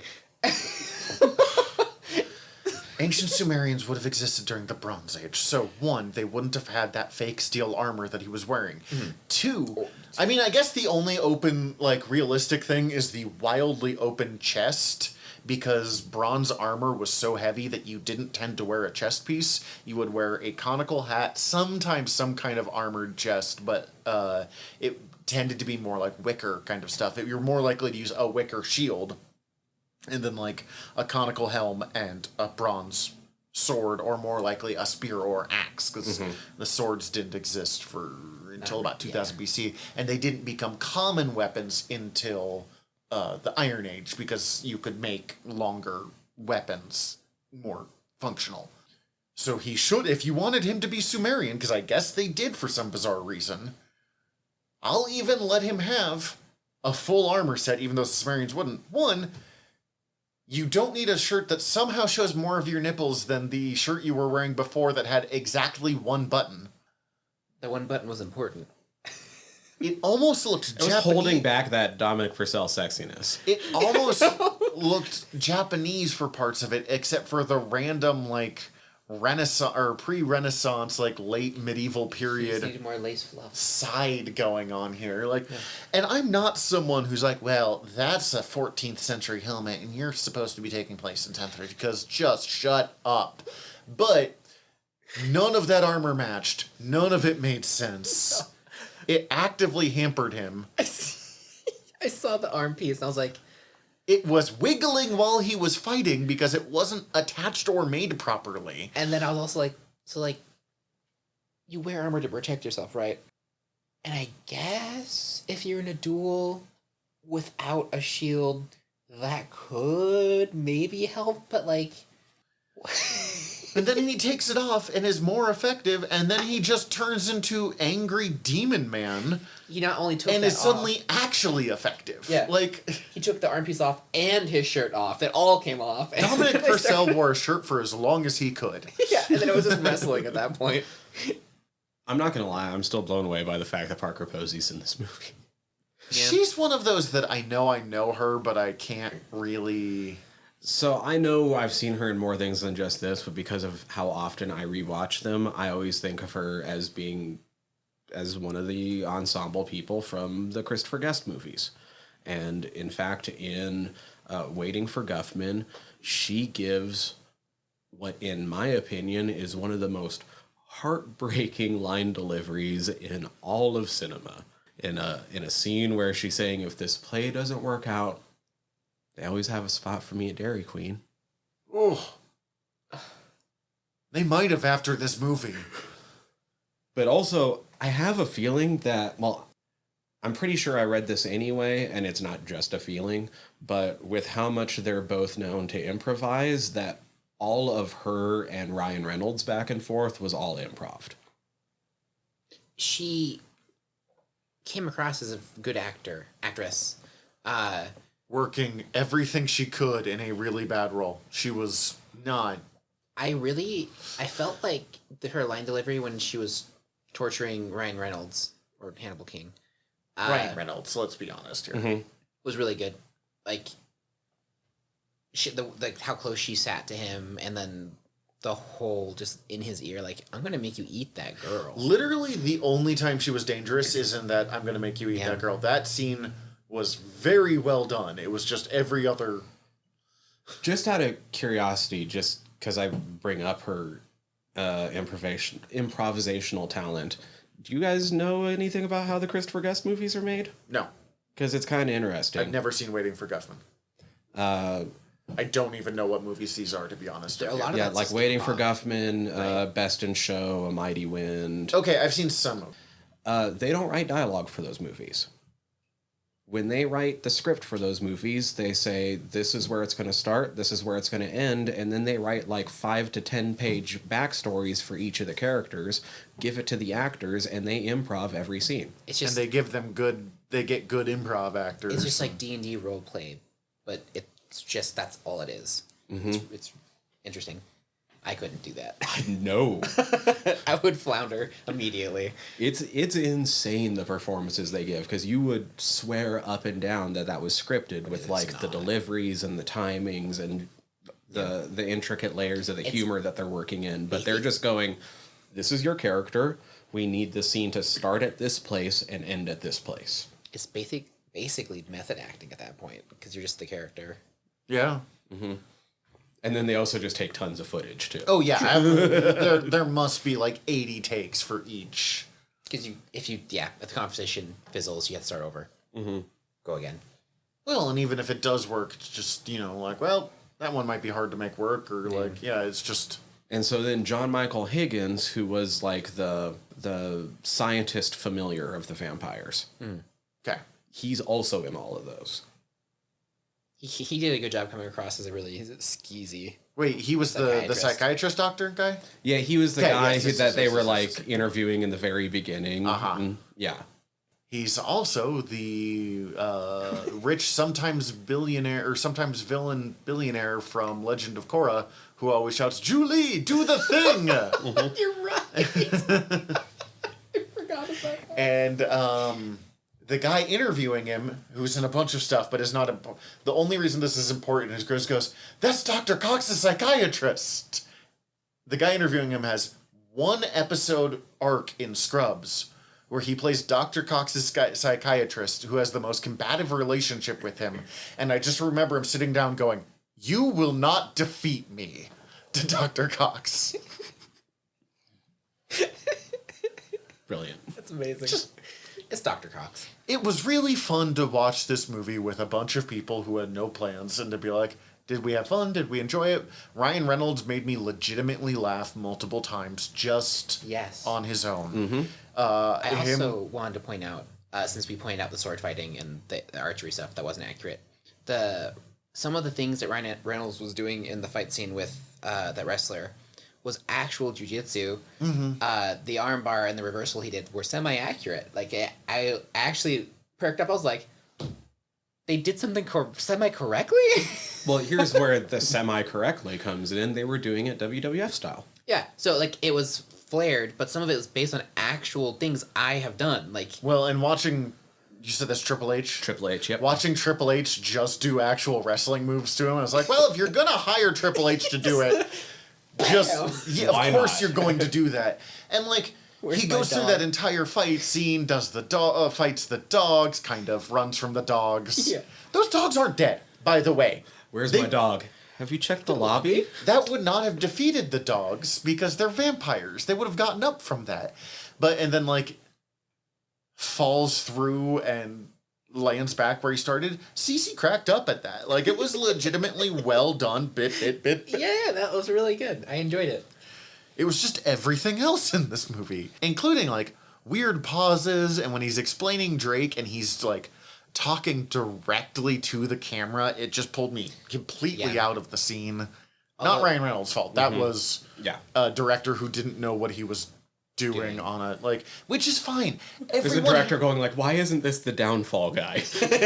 Everyone has to direct their first movie. Yes. It just shouldn't be the third movie in a relatively respected action trilogy. That the studio is actively trying to keep going in some way. Yeah. Yes.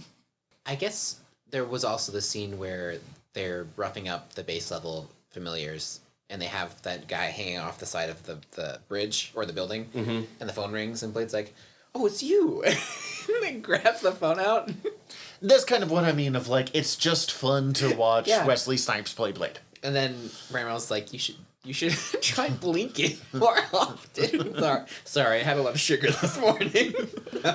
He hates me, doesn't he? Yeah. That's what the other Drake thing that bothered me. Why does he transform into Whistler when infiltrating? How does he know what Whistler looks like? He should. Why does he care who Whistler is?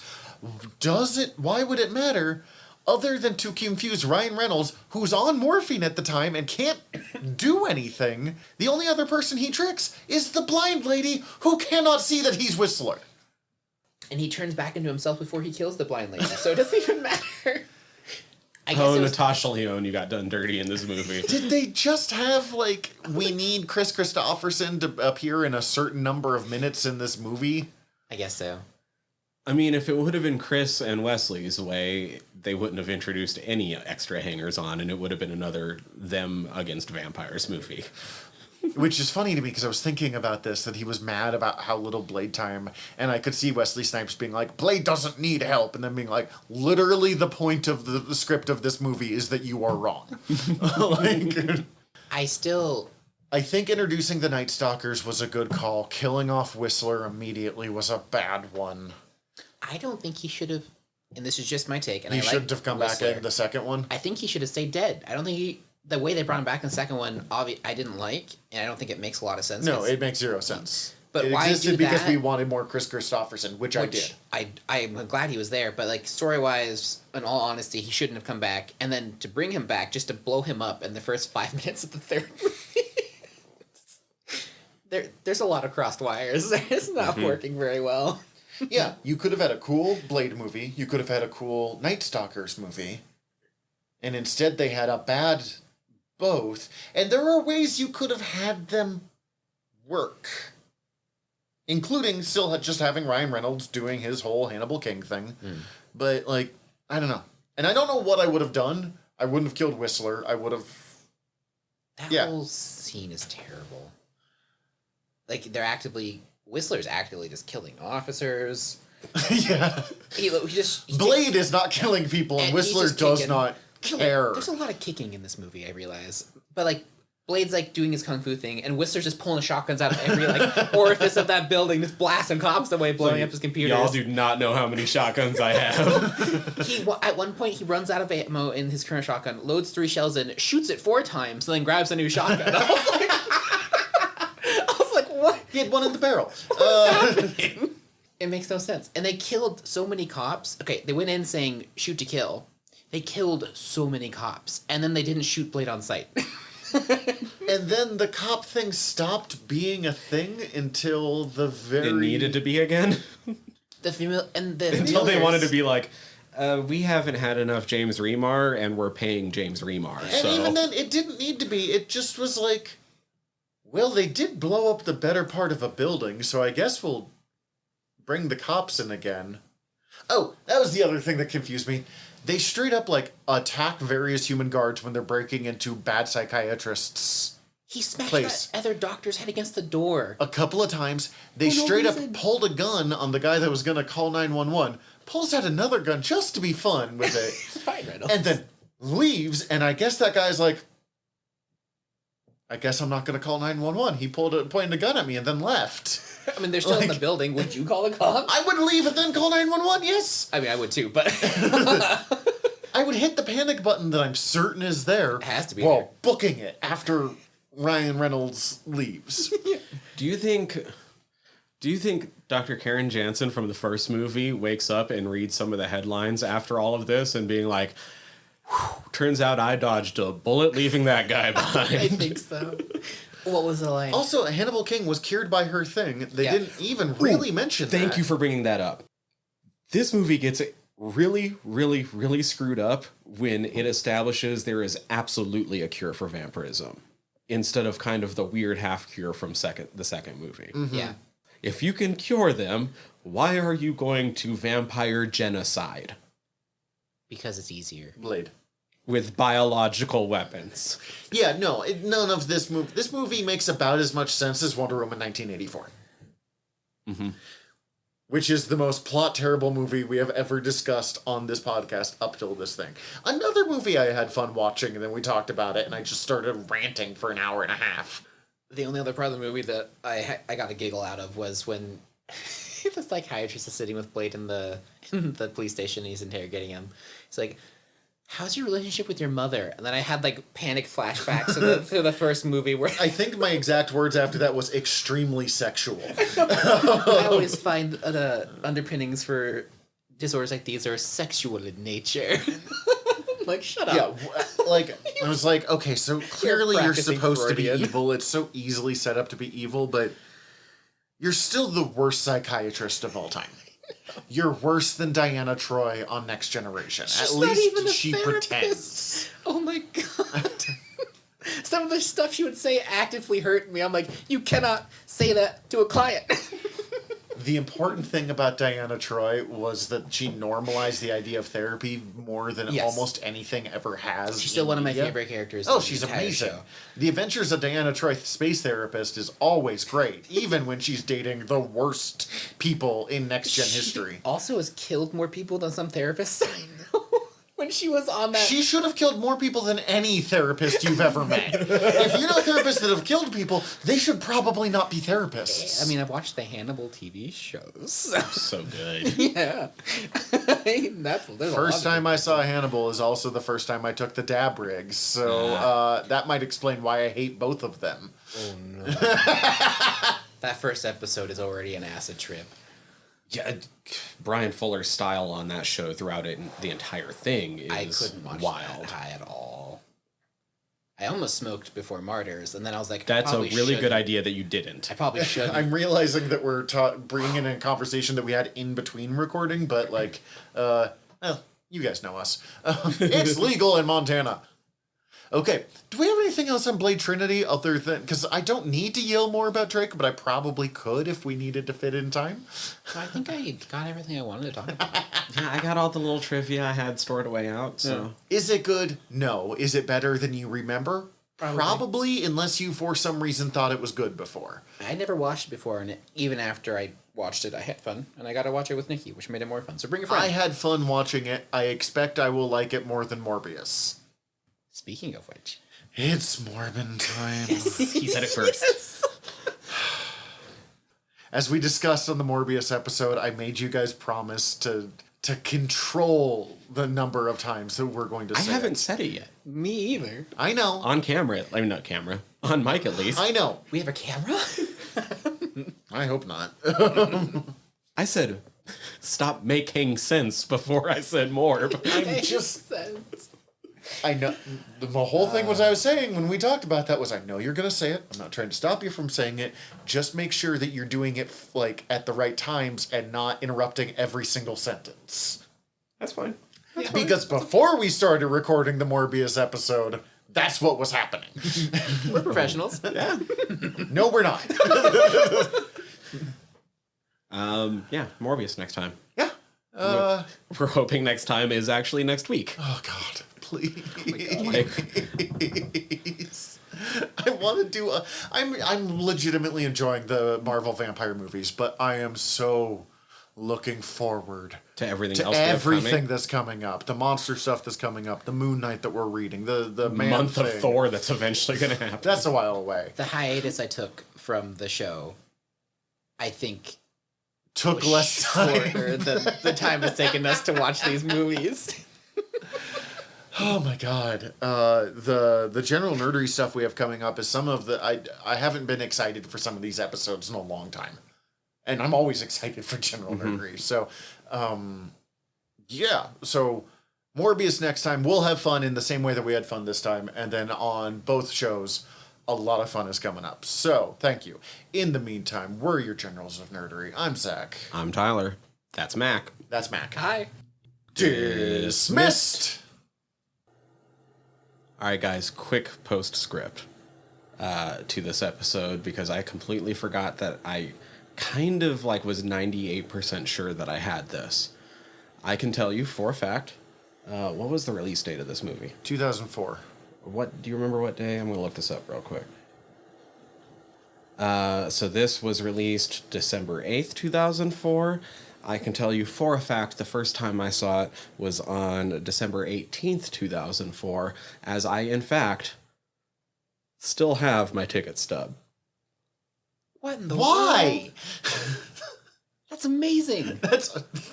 Why? I actually still have about probably somewhere in the neighborhood of 30 to 40 ticket stubs of movies that I saw in that time period. That was That's just so a thing cool. you were That was just a thing that I storing. did at the time. That's fair. I used to keep a pretty extensive scrapbook, photos Heck yeah. and ticket stubs and...